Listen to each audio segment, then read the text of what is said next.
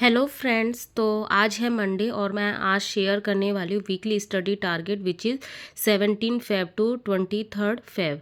ठीक है, तो इसमें पेपर फर्स्ट में जीके जीएस में इस बार जो मैंने रखा हुआ है, क्योंकि पॉलिटी में भी किसी का पिछले वीक का फिनिश हुआ, कंप्लीट हुआ या नहीं हुआ, तो इस वीक जो है जिनका भी इनकम्प्लीट है, जैसे कि मेरा भी थोड़ा बहुत पोर्शन इनकम्प्लीट है, तो उसको पोर्शन को कंप्लीट करना है प्लस रिवीजन करना है, क्योंकि रिवीजन करने का टाइम नहीं मिल पाया था क्योंकि पेंडिंग था।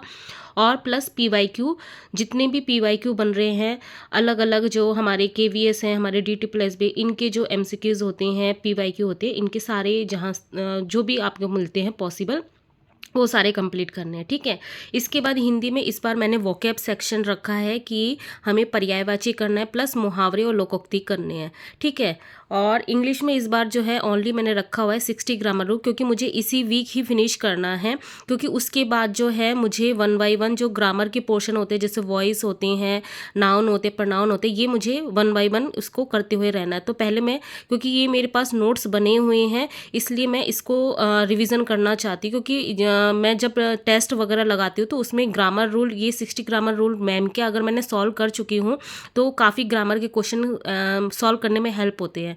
ठीक है, तो इसलिए मैं इसको पहले फिनिश करूँगी, क्योंकि इसका नोट्स मेरे पास बना हुआ था, इस वीक में भी पॉसिबल है कि मेरा कंप्लीट हो जाए।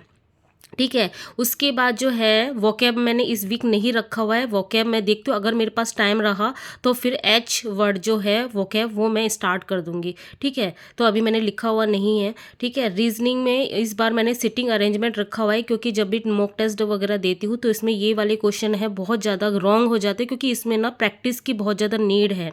वो आप वीडियो वगैरह देखोगे, जैसे पीयूष वरसानी का मैं बताती हूँ कि उनकी वीडियो आप देख सकते हो, तो उस समय समझ में आ जाते हैं, लेकिन जब प्रैक्टिस कर मतलब मॉक लगाने जाते हैं तब रॉन्ग हो जाते हैं। और डी टी प्लस भी में आपको पता है, ये रॉन्ग हो गए तो आपके नेगेटिव में मार्किंग जाते हैं। केवीएस में क्या होते हैं, मार्क्स ऐड नहीं होंगे, लेकिन नेगेटिव भी नहीं होते, लेकिन डी टी प्लस बी में होते हैं, इसलिए हमें राइट करना ज़रूरी है, और इसमें रॉन्ग ज़्यादा हो जाते हैं, इसकी वजह से मेरे डिक्रीज़ हो रहे हैं मार्क्स। इसके बाद जो है जनरल मैथ में इस बार मैंने रखा हुआ है टाइम, स्पीड एंड डिस्टेंस, क्योंकि प्रीवियस वीक में हमने टाइम एंड वर्क किया है, तो ये उससे थोड़ा सा मिलता हुआ मतलब बोल सकते हैं। तो ये हमें कंप्लीट करना है। अगर टाइम बचता है तो बोट स्ट्रीम इसी वीक ही कर लेंगे, नहीं तो नेक्स्ट वीक भी हम कर सकते हैं। ठीक है, मैंने इसलिए ज़्यादा नहीं रखा पोर्शन मैथ का, क्योंकि बहुत सारे जो हमारे टॉपिक हो चुके हैं, जैसे परसेंटेज हो चुका, प्रॉफिट एंड लॉस हो चुका, मेंसुरेशन हो चुका हमारा, उसके बाद टाइम एंड वर्क हो चुका। तो इस तरीके से बहुत सारे टॉपिक हो चुके, उनके रिवीजन, उनकी प्रैक्टिस भी करनी होती है। तो हर एक टॉपिक का आप ये बनाओ, डेली का आपको 10 क्वेश्चन हर एक टॉपिक का करना है, नहीं तो आप भूल जाओगे, फिर आप कितना ही आगे बढ़ते हुए रहोगे मैथ में। स्पेशली ये तो बात है ही कि आपको डेली का करना है। किसी का कमेंट आया था कि दी आप डेली आप मैथ करते हो। हाँ, मैं डेली मैथ करती हूँ, इसलिए मैं अभी तक कई सारी चीज़ें भूली नहीं हूँ।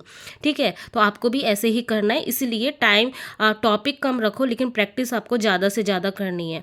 ठीक है, उसके बाद है पेपर 2 जैसा कि मेरा मैथ है, तो इस बार जो है 11th-12th में मैंने परम्यूटेशन और कॉम्बिनेशन रखा, क्योंकि ये टॉपिक मुझे बहुत ज़्यादा परेशान करते, इसलिए मैं हर बार अवॉइड ही कर रही थी कि इसको मैं लास्ट में करूँगी। तो मैक्सिमम चीज़ें जो है मेरी कंप्लीट हो चुकी है। मेरी जो अभी पेंडिंग है, प्रोबेबिलिटी बचा हुआ है, परम्यूटेशन कॉम्बिनेशन बचा हुआ है, और छोटे मोटे जो टॉपिक है 11th-12th का वो बचा हुआ है। तो इसलिए मैंने इस वीक इसी को ही चूज़ किया कि इसको मुझे पूरा फिनिश भी करना। और मुझे मेरा जो पेड बैच है उसमें मैंने नोट्स भी नहीं बनाए हुए इनके, क्योंकि इसके मैंने वीडियो नहीं देखे हुए थे, तो इनका नोट्स भी बनाना है, इसको पूरा कंप्लीट भी करना है। ठीक है, इसलिए मैंने यूजी पीजी में इस बार जो है मैंने ओनली और ओनली रिवीजन रखा, कोई नया टॉपिक नहीं रखा। एक्चुअली मैंने अभी थोड़ी देर पहले ही प्रतीक शिवालिक सर का जो वीडियो है वो देखा हुआ था, और उनको मैं बहुत ज़्यादा मानती भी हूँ। तो एक तरफ अजय सर कह रहे हैं कि 60 डेज़ के बाद एग्ज़ाम हो सकते हैं DT प्लस बी के, और एक तरफ जो है प्रतीक शिवालिक सर बोल रहे हैं कि नहीं, इस साल होने की पॉसिबिलिटी नहीं है। तो मेरा ये मानना है कि हमें तो अपनी प्रिपरेशन करनी है, लेकिन हाँ 11th-12th का पोर्शन है उसको ज़्यादा से ज़्यादा हमें पहले कवर करना है, क्योंकि मैंने KVS PGT का भी सिलेबस अभी देखा, तो उसमें देखा कि 11th-12th का पोर्शन ज़्यादा है। तो मेरा यही है कि पहले मैं 11th-12th का पोर्शन पहले अच्छे से कंप्लीट कर लूँ, तो जो भी है UG PG का जो अब तक मैंने कर चुकी हूँ उसका मैं रिविज़न करती रहूँगी, कि एटलीस्ट मेरी जो मेहनत है वो बेकार नहीं जाए। और जब जो अपडेट होती रहेंगी फिर मैं अपनी स्पीड बूस्ट अप कर दूंगी अपने DT+B के लिए, जो मतलब ग्रेजुएशन पोर्शन के लिए।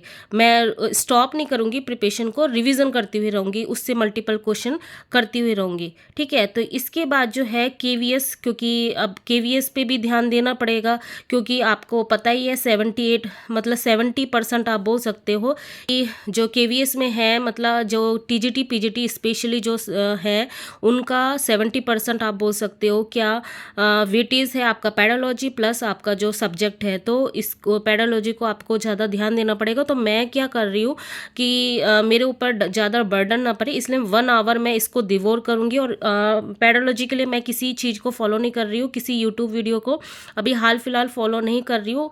आप चाहो तो हिमांशी मैम या उनका बैच भी कर सकते हो, मैं कोई बैच परचेज नहीं करने वाली हूँ। तो मैंने क्या किया, यूनिट 1 के लिए इग्नू की आप जो है गूगल से आप ब्लॉक 1 उनका डाउनलोड करके उसमें जो टॉपिक है चाइल्ड ग्रोथ एंड डेवलपमेंट, इसके 30 पेजेस है, उससे मैं अपना पेडोलॉजी का ये वाला टॉपिक कंप्लीट करने वाली हूँ।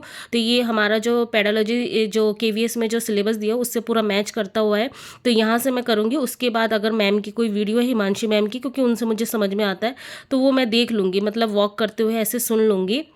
तो अभी मेरे यही प्लान है कि एटलीस्ट हम कुछ नहीं कर सकते तो थोड़ा बहुत जो है हमें पेडोलॉजी स्टार्ट करना चाहिए, क्योंकि इसमें अंडरस्टैंडिंग है आपकी, एकदम से अंडरस्टैंडिंग नहीं बनेगी। तो हमको थोड़ा थोड़ा इसको टाइम देना चाहिए। और ये इसकी वेटेज ज़्यादा है। अगर हम KVS में देखिए 40 क्वेश्चन आते हैं, और आपके PGT में 40 क्वेश्चन आते हैं, और PRT में 60, तो बहुत ज़्यादा वेटेज है। तो जो KVS की प्रिपरेशन कर रहे हैं उनको स्टार्ट कर देना चाहिए। तो आप ऐसे कर सकते हैं।